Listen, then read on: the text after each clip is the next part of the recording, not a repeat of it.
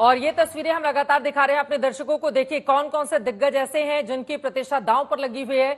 Narendra Modi hat trick लगाने की तैयारी में है वाराणसी से, तो वहां पर अजय राय को इंडिया गठबंधन ने चुनावी मैदान में उतारा है। लेकिन बीजेपी का सिर्फ यही कहना है कि 14 और 19 का रिकॉर्ड टूटेगा। इस बार बहुत बड़े मार्जिन से प्रधानमंत्री नरेंद्र मोदी वाराणसी की सीट से जीत दर्ज करने वाले हैं, क्योंकि वाराणसी में जितना विकास का काम हुआ है, काशी कॉरिडोर बढ़ने के बाद वहां पर श्रद्धालुओं की जिस तरह से तादाद बढ़ी है, उसके मद्देनजर वाराणसी की जनता का पूरा आशीर्वाद नरेंद्र मोदी को मिलेगा।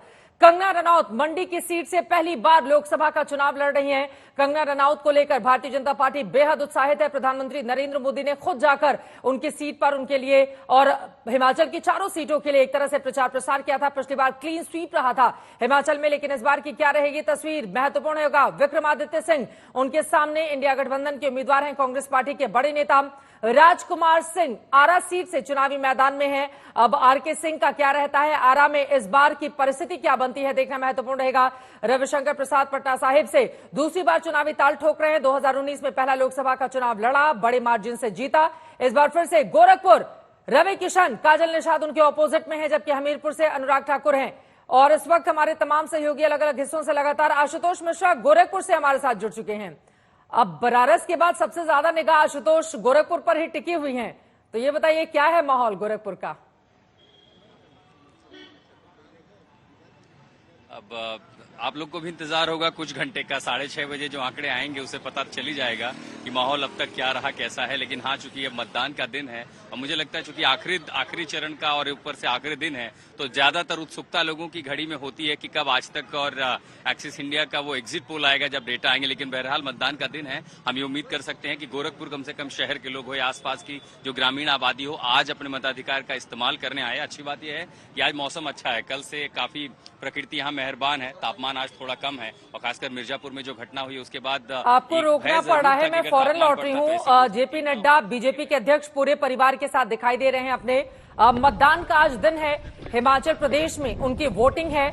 और उसके पहले पिछली बार भी हमने देखा था जब विधानसभा के चुनाव हुए थे, किस तरह से उन्होंने सबसे पहले पूजा पाठ किया और उसके बाद जाकर उनकी ओर से मतदान में हिस्सा लिया गया। और इस वक्त भी जेपी नड्डा दिखाई दे रहे हैं। हिमाचल प्रदेश की 4 लोकसभा की सीटें हैं। क्लीन स्वीप पिछली बार किया था भारतीय जनता पार्टी ने। इस बार की क्या रहेगी परिस्थिति, हालांकि मंडी की एक ऐसी सीट रही थी जिसको उपचुनाव में उसको हार का सामना करना पड़ा था, लेकिन जेपी नड्डा अपने पूरे परिवार के साथ इस वक्त दिखाई दे रहे हैं। वोटिंग का, मतदान का आज दिन है, इसे सुबह सुबह ऐसा लग रहा है कि मंदिर में वो पहुंच रहे हैं। सबसे पहले ईश्वर का आशीर्वाद, उसके बाद मतदान और फिर जलपान। यकीनन भारतीय जनता पार्टी जिसके लिए तीसरी बार हैट्रिक लगाना एक बड़ी चुनौती बनी हुई है। इंडिया गठबंधन जब से बना उसने बीजेपी के सामने कई तरह की मुश्किलें प्रस्तुत की, लेकिन बीजेपी को पूरी उम्मीद है। प्रधानमंत्री नरेंद्र मोदी का चेहरा है, गृहमंत्री अमित शाह हैं, जेपी नड्डा ने खूब प्रचार प्रसार किया अध्यक्ष के तौर पर, और यहां पर सुबह सुबह आशीर्वाद लेने के लिए मंदिर में पहुंचे हुए हैं। अब ईश्वर का आशीर्वाद हिमाचल की बाकी सीटों पर और देश भर की जिन 57 सीटों पर आज मतदान हो रहा है, कितना मिलेगा ये देखना महत्वपूर्ण रहेगा। लेकिन बतौर अध्यक्ष उनकी कोशिश यही रही कि ज्यादा से ज्यादा सीटों पर जीत हासिल की जाए। आपको बताते चले आज जिन 8 राज्यों और 1 यूटी की लोकसभा सीटों पर मतदान होना है, 57 कुल आंकड़ा है, जिनमें पंजाब की 13 हैं। 2 पर पिछली बार जीत हासिल की थी बीजेपी ने। उत्तर प्रदेश की 13 सीटें हैं, 11 सीटें एनडीए ने जीती थी। पश्चिम बंगाल की 9 सीटें हैं, वहां पर एक भी सीट नहीं मिली थी। बिहार की 8 सीट है, क्लीन स्वीप किया था एनडीए ने।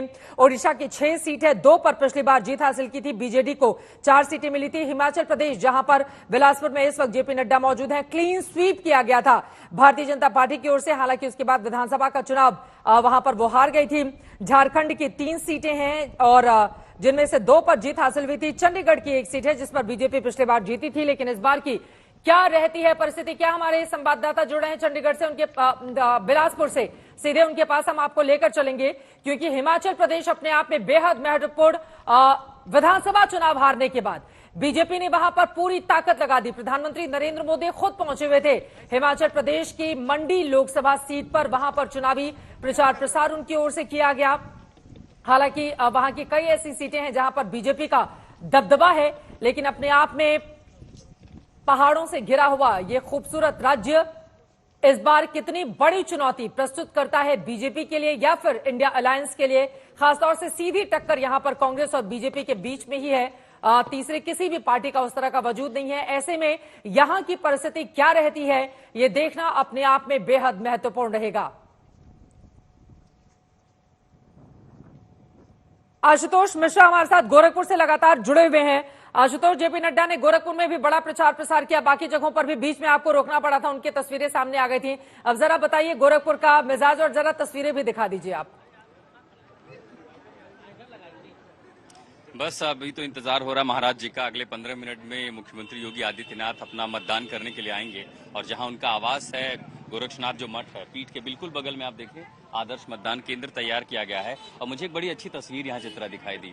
कई बार विधानसभा चुनाव यहाँ पर कवर किए, गोरखपुर का उपचुनाव लोकसभा का कवर किया, पिछला चुनाव भी जब यहाँ पर कवर किया था। जिस स्कूल में ये दरअसल बूथ लगा हुआ है, इसकी स्थिति काफी बदली हुई है। और सिर्फ इतना ही नहीं, अब अगर आप गोरखपुर आते हैं तो आप इसके अलावा यहाँ से लेकर के नेपाल बॉर्डर तक की अंतर्राष्ट्रीय जो रोड है, महाराजगंज, आसपास के जितने इलाके हैं, यहाँ की वो तस्वीर दिखाई पड़ती है। तो ये वो बात है, जाहिर है उसका जिक्र कई बार योगी आदित्यनाथ ने अपने प्रचार प्रसार में किया। रवि किशन जो है वो अपने प्रचार प्रसार में करते रहे कि कैसे बतौर सांसद होते हुए हमने यहाँ पर विकास कार्य किए हैं। लेकिन इसके इतर जब हम गोरखनाथ को देखते हैं, गोरखपुर को देखते हैं, तो हमेशा मानते हैं कि पूरब का ये जो इलाका है, कहीं न कहीं पूर्वांचल में या पूर्वी उत्तर प्रदेश में गोरखपुर एक सांस्कृतिक रूप से कह दे या राजनीतिक रूप से एक राजधानी से कम भूमिका इसकी नहीं रही है। और गोरखनाथ पीठ का प्रभाव है। आपने यहाँ से रिपोर्टिंग की, आप यहाँ की हैं, और सोचिए कि अपने शहर में, अपने इलाके में आने के बाद आप बहुत सारी चीजों को नजदीक से देखते हैं, समझते हैं, लोगों को पता चलता है। और जब ऐसे माहौल में आते हैं तो हमने वो बदलाव भी देखे हैं जब 2018 का उपचुनाव हुआ था और उपचुनाव में कैसे जातीय समीकरण बदले। तो धार्मिक सांस्कृतिक राजधानी में जहां धर्म का प्रभाव बहुत ज्यादा रहा है, यहाँ जातीय समीकरण ने खेल बिगाड़ा है। और उसको लेकर के कहीं न कहीं एक बार चिंता जरूर हुई होगी खासकर रवि किशन को कि क्या ऐसे में जो बसपा का वोट बैंक सबसे बड़ा समर्थन मिला था उसे 2018 के उपचुनाव में, अगर ऐसी कोई स्थिति होती है तो क्या वो कोई मुश्किल खड़ा कर पाएगा। लेकिन आमतौर पर यह देखा गया कि लोकसभा के जो सामान्य चुनाव रहे हैं तो औसत सबसे ज्यादा बीजेपी की जीत का रहा है। तो ऐसे में गठबंधन के सामने चुनौती है कि क्या आप वो मार्जिन उसे बढ़ा पाएंगे। और ऊपर से बसपा की ओर से चूंकि अलग उम्मीदवार हैं, क्या वो वोट बसपा का वोटर उसके साथ रहेगा या शिफ्ट होगा। तो ऐसी स्थितियों में कुल मिलाकर की यह गोरखपुर की जो सीट है, इस पर चुनावी दंगल बेहद दिलचस्प हो जाता है।